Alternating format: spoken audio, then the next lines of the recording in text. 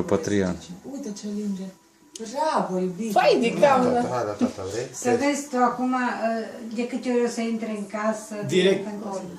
Da, fii atent atunci, de-aia îi plângea la Daciana. Pe de aia dar și mereu. Am trebuie să ne luăm și veverițe Dar pe uite pământ. ce o linge, mă, ce are grijă de ea. Și asta Bravo, S-a învățat cel mai bine. Bravo, Hani, că nu poate pleca. Că nu poate să fugă ea jos. Nu sare că e frică, dar de că... Bine, dacă era terorizată, sărea, stai liniștită. Da. Și mă duc că ăsta e nebun, crede asta. Dar îi place și ei. Numai ea vrea să-i curioasă, curiozitate.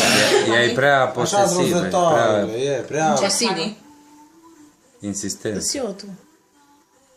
Sare pe piciorul tău că îl vede aproape.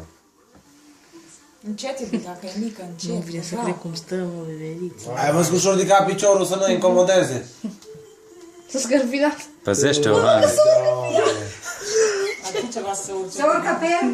S-a urcat pe Hani, nu cred. Bravo, iubita. Urcă-te Încet. tu, veveriță, pe ea. Încet, Hani. Bă, cum s-a urcat pe ea. Hani? Nu. Ar fi culmea să urce până sub scaun să sare pe spatele ei.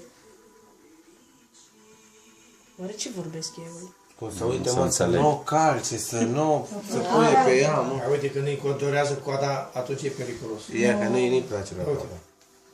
Când dă din coada, atunci nu... Cine dă din coadă? Uai, că a pus mâna pe ea. Ai văzut cum a pus lăbuța pe ea? Hani. Bravo, iubita, bravo. Cu minte, fetița, bravo. Hai, vii la tata. Hai. Vrei să stai acolo? Două, mă, două. Dacă îmi vrei să cobori așa, o trage cu barba înapoi. Să coboare, dacă vrea stai în ziua, să sare din pom. Păi iau mă o dată, Hai, iau. hai la tata, hai. Hai sus.